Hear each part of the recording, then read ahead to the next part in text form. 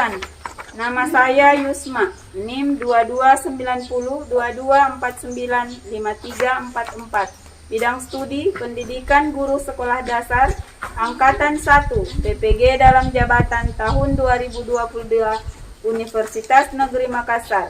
Saya akan melaksanakan praktik pembelajaran pada UPT SDN 220 Batang Tongka pada kelas 5 dengan materi unsur-unsur cerita dan kegiatan ekonomi. Assalamualaikum warahmatullahi wabarakatuh. Waalaikumsalam warahmatullahi wabarakatuh. Bagaimana kabar kalian hari ini? Baik. Alhamdulillah ya, semuanya baik. Nah, selanjutnya silakan duduk yang rapi. Kemudian konsentrasi ya. Jangan sampai ada yang masih memikirkan, tadi saya bermain di luar asik sekali. Nah, jadi sekarang waktunya untuk belajar ya. Nah, selanjutnya guru absen Safira Silawati, Nur Akila, Syahrini Rizka, Naila Azhara, Fikri Maulana, Rehan, Rifki, Ardiansyah Putra, Anugrah. Kita berdoa. Doa dipimpin oleh Ananda Rifki. Doa sebelum belajar dimulai.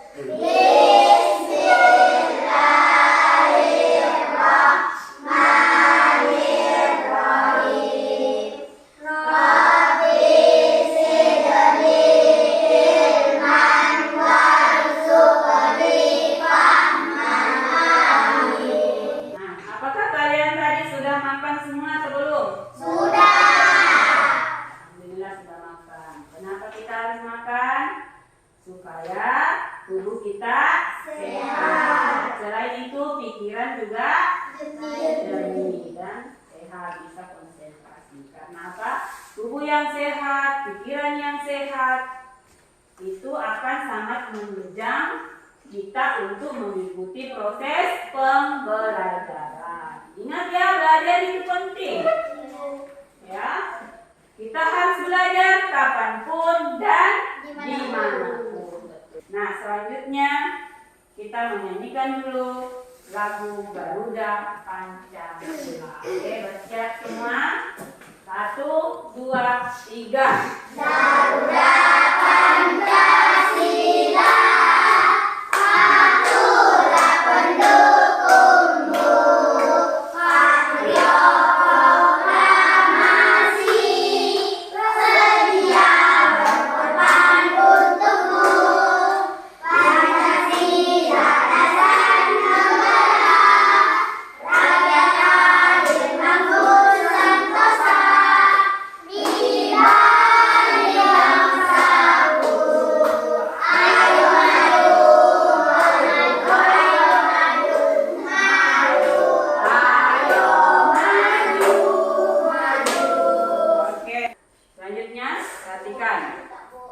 Apakah di sini ada yang suka membaca atau yang biasa membaca sebuah cerita? Biasa membaca sebuah cerita? Cerita apa yang biasa kalian baca? Tentang apa? Kisah apa? Kisah kancil. Nah, selain itu apa lagi yang biasa kalian baca?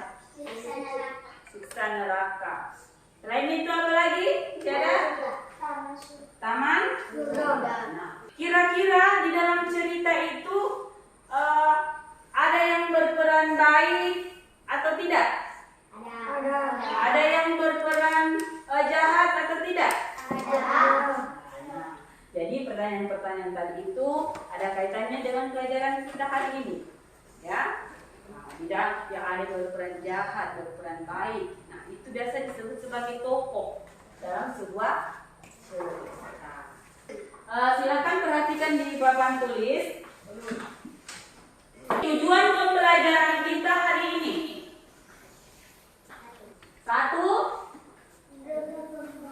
Dengan membaca tentang tupai dan ikan gabus, peserta didik dapat mengidentifikasi unsur-unsur dalam sebuah cerita. Jadi tujuan pembelajaran kita yang pertama yaitu mengidentifikasi unsur-unsur yang terdapat di dalam sebuah cerita. Kemudian yang kedua, menyampaikan kembali unsur-unsur yang telah diidentifikasi dalam cerita tersebut. Kemudian tujuan pembelajaran yang ketiga yaitu mengidentifikasi kegiatan ekonomi yang ada di lingkungan sekitar. Kemudian tujuan pembelajaran kita yang keempat, menyampaikan atau mempresentasikan kegiatan apa saja yang termasuk dalam kegiatan ekonomi. Ya. Nah, selanjutnya uraian kegiatan pembelajaran kita hari ini.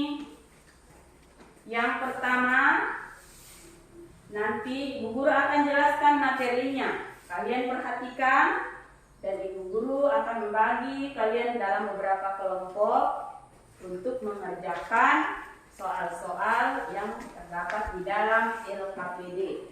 Setelah itu hasil kerja kelompoknya nanti disampaikan kembali di depan atau dipresentasikan.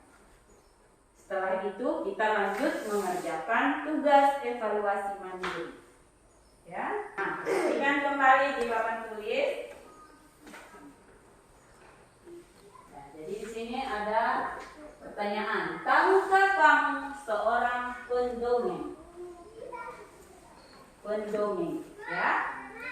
Pendongeng itu adalah orang yang menyampaikan dongeng kepada orang. Dongeng itu termasuk cerita, ya. Nah, kira-kira ada yang tahu tidak? Kenapa di zaman sekarang orang-orang lebih memilih atau lebih menyukai menonton video dibandingkan membaca? Kenapa orang-orang sekarang lebih suka menonton video daripada membaca? Termasuk kalian juga. Mana yang kalian lebih sukai? Menonton video atau membaca buku? Membaca buku, betul atau tidak? Betul? Nah, semoga betul, ya. Tapi pada umumnya sekarang kita lihat orang-orang lebih banyak memegang handphone untuk menonton atau mengakses internet daripada memegang buku. Sekarang jarang sekali kita lihat orang-orang di luar sana memegang buku kemudian membacanya. Ya, itu pasti, ya. Kalian juga. Nah, setelah ini Bu Guru harap kalian juga harus lebih rajin membaca daripada menonton. Jadi itu juga menjadi salah satu masalah yang harus kita pecahkan. Ya. Kenapa sekarang orang lebih banyak menonton video daripada membaca? Ya. Masalah-masalah itulah nanti yang akan kita cari jalan keluarnya. Yang akan kalian pecahkan bersama di dalam kelompok. Nah, sebelum itu Ibu Guru jelaskan dulu materi kita hari ini secara umum, ya. Nah, lihat di atas, dongeng. Nah, jadi tujuan pembelajaran kita yang pertama mengidentifikasi unsur-unsur cerita. Cerita yang akan kita pelajari sekarang adalah tentang dongeng. Nah, lihat, dongeng. Dongeng adalah bentuk sastra lama. Bentuk sastra lama yang menceritakan mengenai suatu peristiwa atau kejadian yang luar biasa. Tapi itu berupa khayalan. Ya. Jadi dongeng itu hanya berupa khayalan saja isinya, bukan sebuah fakta atau kejadian yang nyata. Hanya kejadian yang khayal saja, ya. Nah, kemudian lihat lagi selanjutnya. Unsur-unsur sebuah cerita. Ada unsur intrinsik dan ada unsur ekstrinsik. Nah, di sini yang Bu Guru tampilkan adalah unsur intrinsik. Unsur yang membangun unsur intrinsik dongeng. Yang pertama adalah apa? Apa unsur yang pertama? Tema. Jadi di dalam sebuah cerita itu ada yang disebut dengan tema. Apa itu tema? Tema itu adalah suatu gagasan pokok yang mendasari terbentuknya sebuah dongeng. Nah, selain tema ada juga yang disebut latar.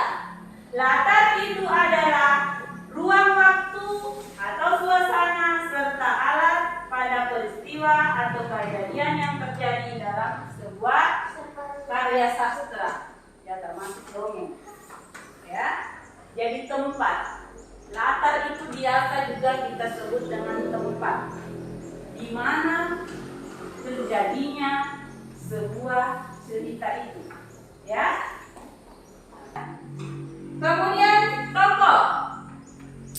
Di dalam sebuah cerita ada juga yang disebut sebagai tokoh. Apa itu tokoh? Tokoh merupakan pelaku dalam sebuah cerita. Ya, betul. Tokoh itu adalah pelaku di dalam sebuah cerita. Seperti tadi ada yang bilang, Bu, saya biasa membaca ceritanya si Kancil. Siapa tokohnya? Si Kancil, betul. Jadi itu tokohnya. Ya. Nah.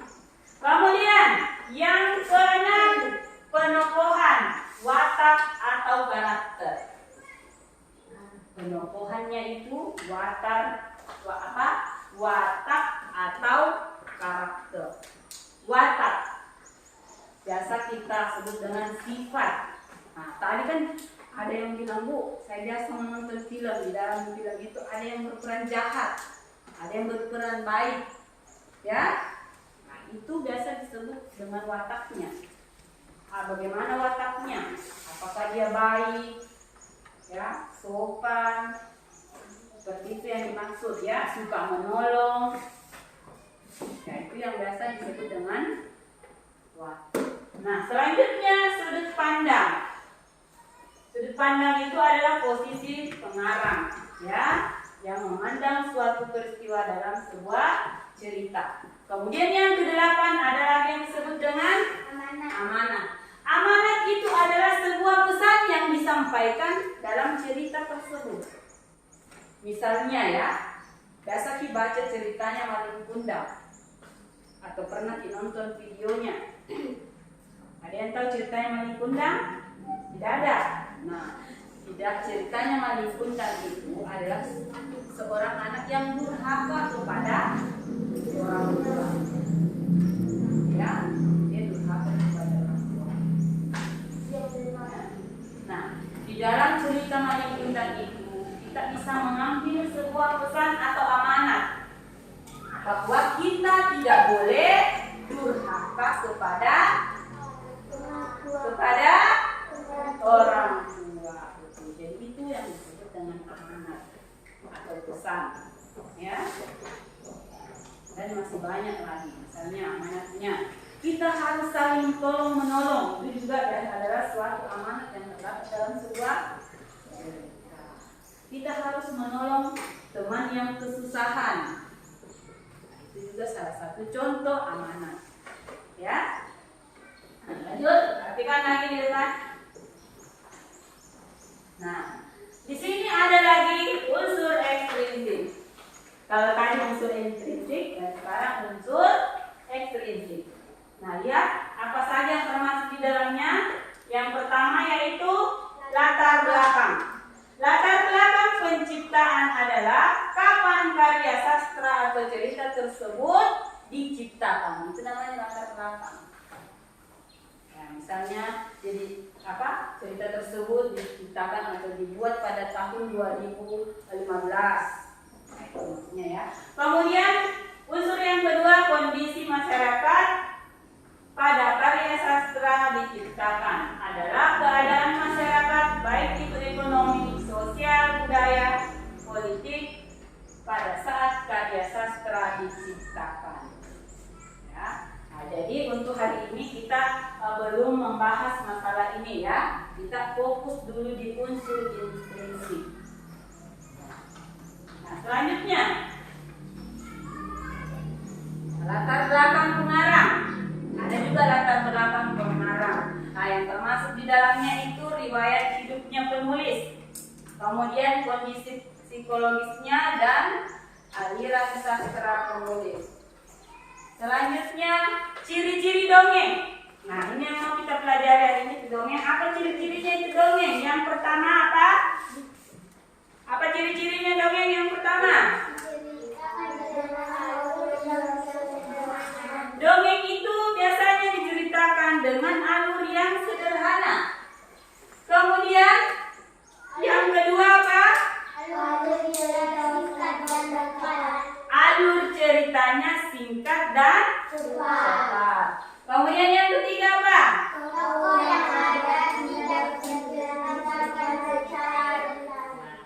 Tokoh yang ada tidak diceritakan secara detail, jadi singkat saja. Ya, kemudian yang keempat apa?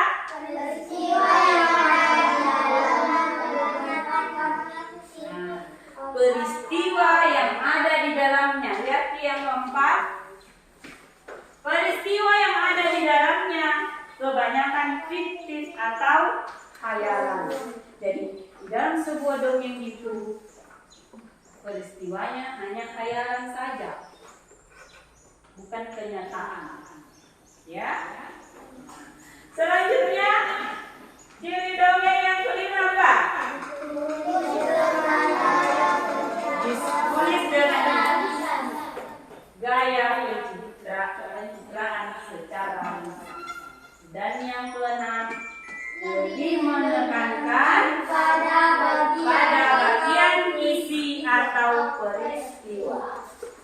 Selanjutnya, nah, ini tujuan pembelajaran kita yang ketiga tentang kegiatan ekonomi.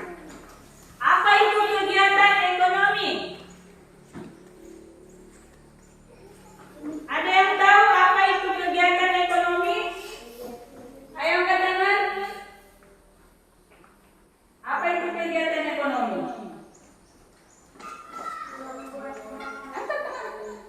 Bisa ya, silakan ya. Kegiatan ekonomi itu membuat barang. Ada yang lain? Apa itu kegiatan ekonomi? Belum tahu? Nah, kalau belum tahu perhatikan. Kegiatan ekonomi itu adalah suatu kegiatan yang dilakukan untuk memenuhi kebutuhan. Kegiatan ekonomi itu adalah suatu kegiatan yang dilakukan untuk memenuhi kebutuhan. Jenis kegiatan ekonomi itu ada 3. Yang pertama, kegiatan apa? Kegiatan apa? Produksi.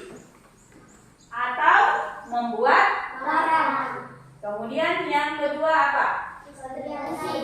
Distribusi atau menyalurkan barang. Dan yang ketiga adalah kegiatan konsumsi atau memakai barang.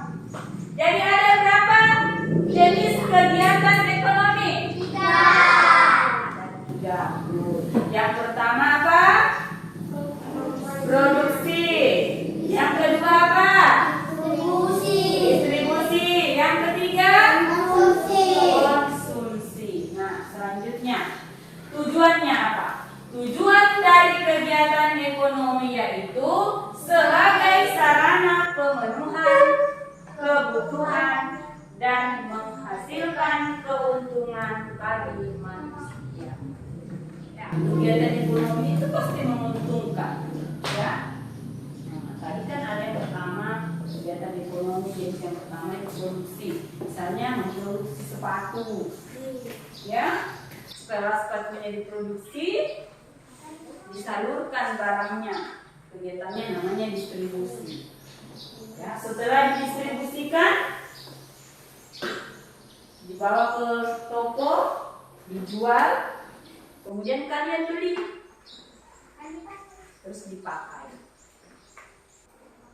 Jadi pakaian yang kita pakai, makanan yang kita makan itu melalui proses, ya, proses yang pertama produksi, yang kedua distribusi, kemudian konsumen.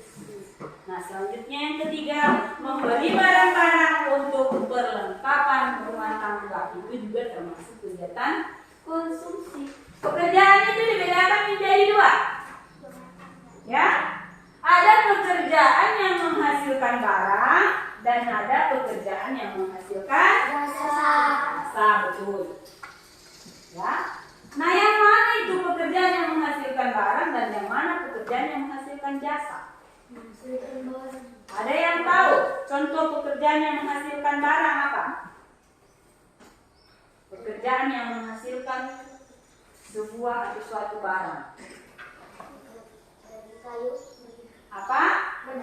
Pengrajin kayu. Betul, kayu tepuk tangan dulu. Jadi pengrajin kayu itu adalah suatu pekerjaan yang menghasilkan apa?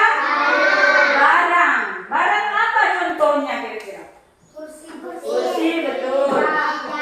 Meja, mari dan lain-lain. Tidak usah disebutkan semua ya.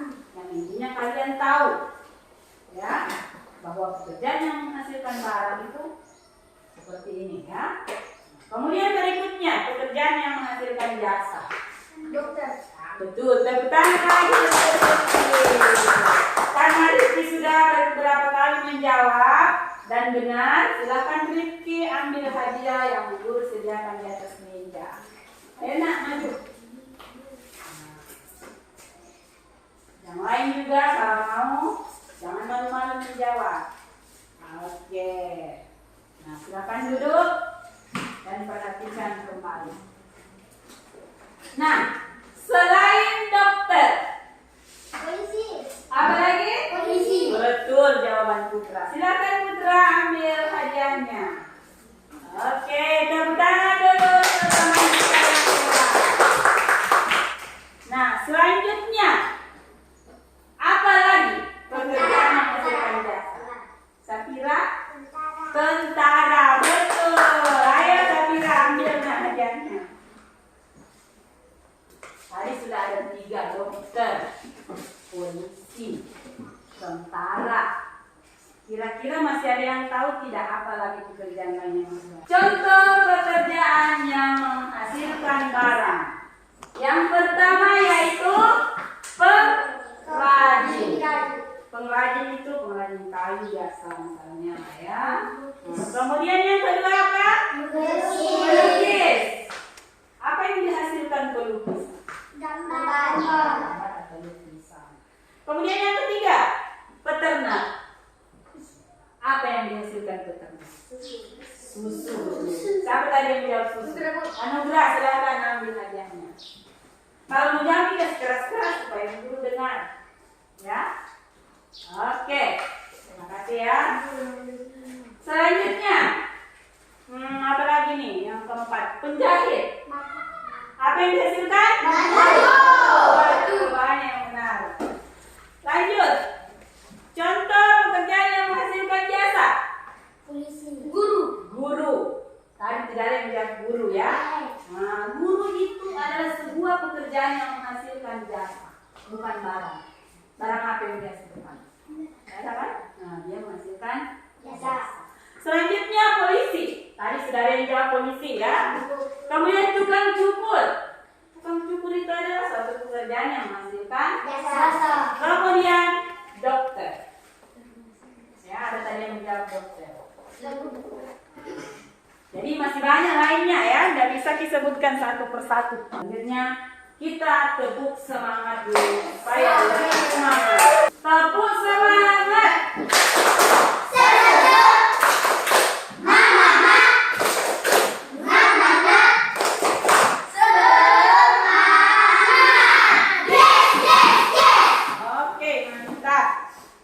Selanjutnya ibu guru akan bagi kalian menjadi 3 kelompok. Kelompok pertama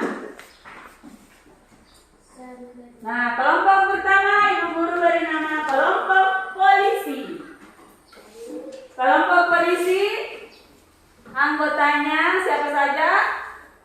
Syahrini, Silawati, Rehan, dan Fikri. Ya, ini ya, sudah duduk. Ya, oke, sudah duduk di kelompoknya masing-masing.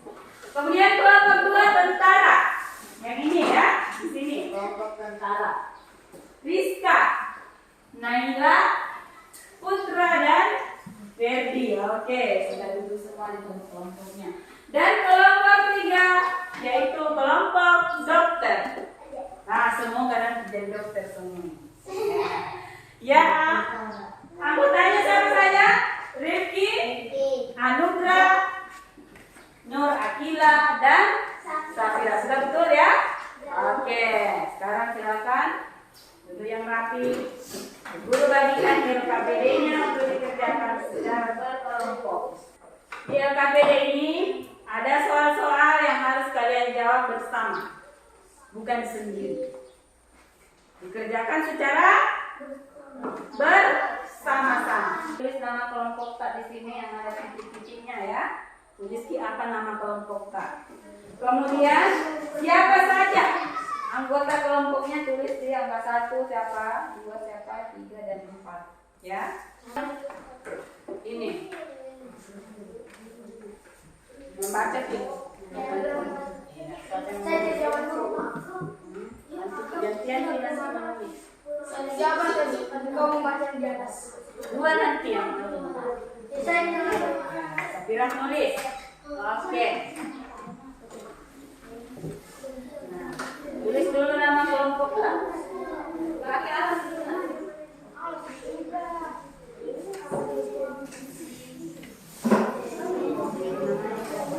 Kelompok bersama teman-teman dari sini ya.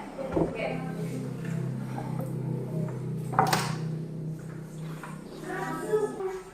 Ini buku bisa kalian pakai untuk mencari ya. Cari-cari di sini bisa masuk.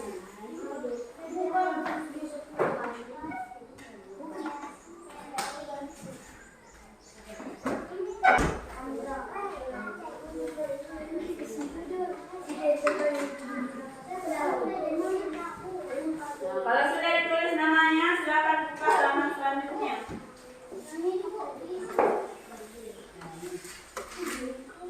Jawab berdasarkan bacaan yang ada di sini. Mana buka? Kalau sudah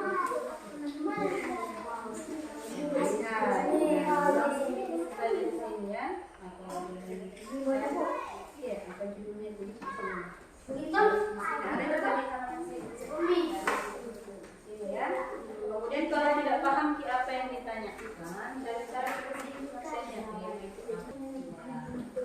Cari jawaban ya. Kemudian kalau ada yang tidak dapat ini bisa dicari apa? Tema, misalnya ada tema cari di sini ya.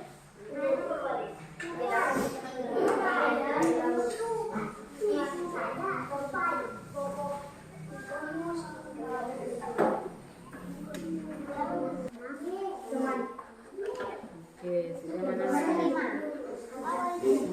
Cari di sini. Mana soalnya? Apa yang ditanyakan? Tempat. Di mana tempatnya? Cari di sini, nah di sini ya.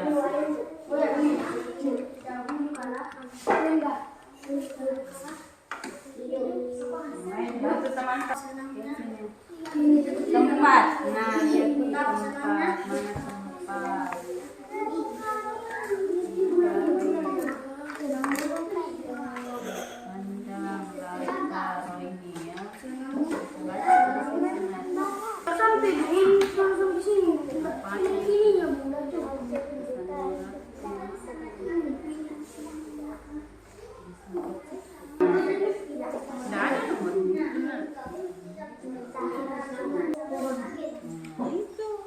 Jadi dibaca baik-baik, benar? Baca baik-baik. Apa yang Huruf yang dihasilkan dari pekerjaan ayah Beni. Ya, harus kita dulu apa pekerjaannya ayahnya Beni? Pengrajin kayu. Nah, dia seorang pengrajin kayu. Dia menghasilkan apa? Produk apa yang dihasilkan? Nah, di sini cari dari ini. Di sini ada kan bacaan di sini ya. Nah, baca apa yang dihasilkan, produk apa. Setelah itu diapakan? Menghaluskan lalu mencat. Oke, kita berarti lihat gimana yang salah di situ, perbaiki Ki. Nah, silakan letakkan di atas meja. Guru lihat.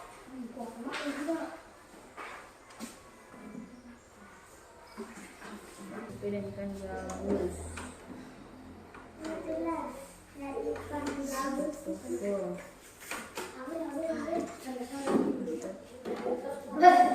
Oke, pekerjaannya sudah siap semua ya, boleh ditampilkan. Nah, sekarang waktunya untuk mempresentasikan hasil kerja kelompok. Jadi Bu Guru minta dua orang perwakilan dari setiap kelompok untuk mempresentasikan hasil kerja kelompok. Dan saling menolong sesama teman tempat Kalimantan Barat. Awal cerita ikan gabus kursi dan ikan hiu. Sifat tokoh baik, saling menolong sesama teman. Tempat Kalimantan Barat. Awal cerita ikan gabus terlihat lesu. Akhir cerita ikan gabus sehat seperti sedia kala. Pesan moral, kita harus menolong sesama. Kita berikan tepuk tangan. Silakan duduk nak. Terima kasih. Ya. Nah, selanjutnya Guru akan bagikan lembar evaluasi.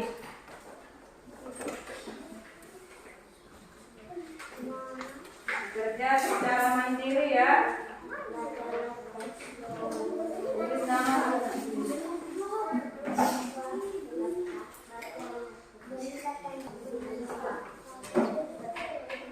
Terus namanya dulu Rifki.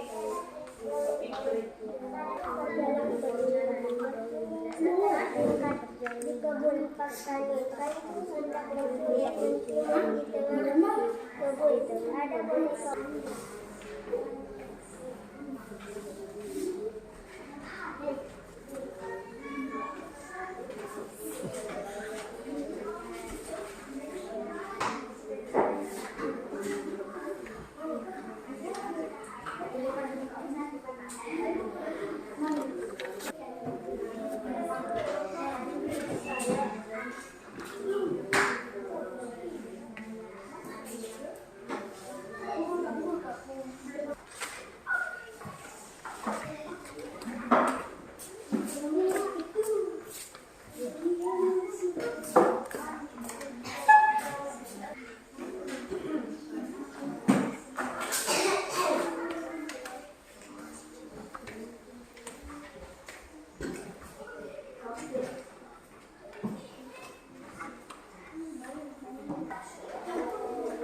Sudah semua?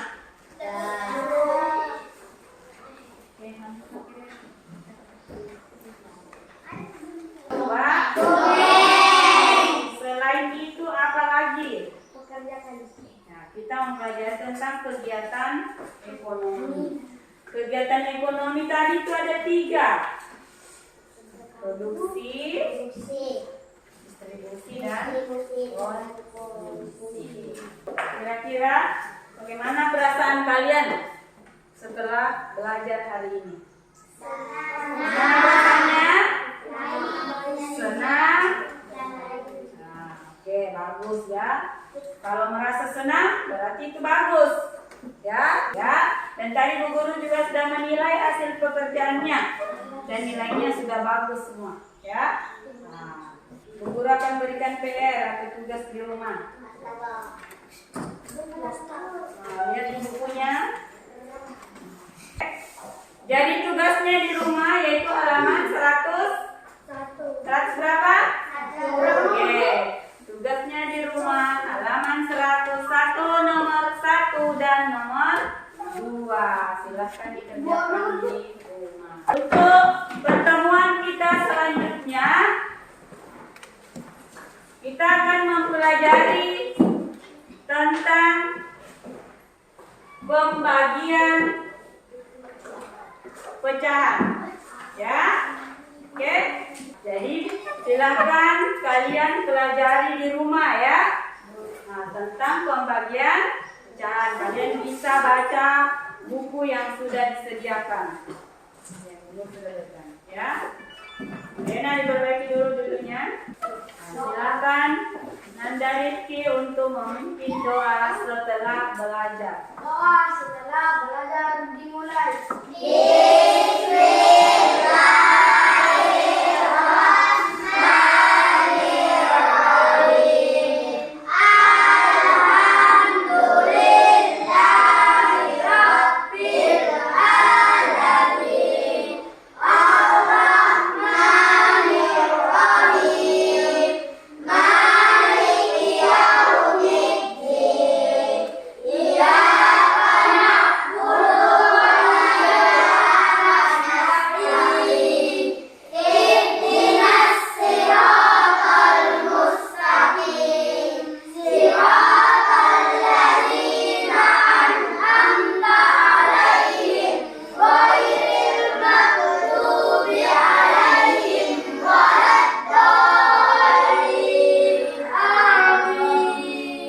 Assalamualaikum warahmatullahi wabarakatuh.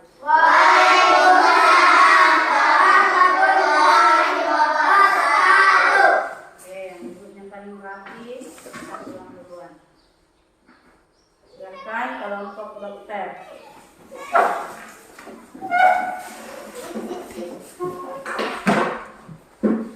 Thank you.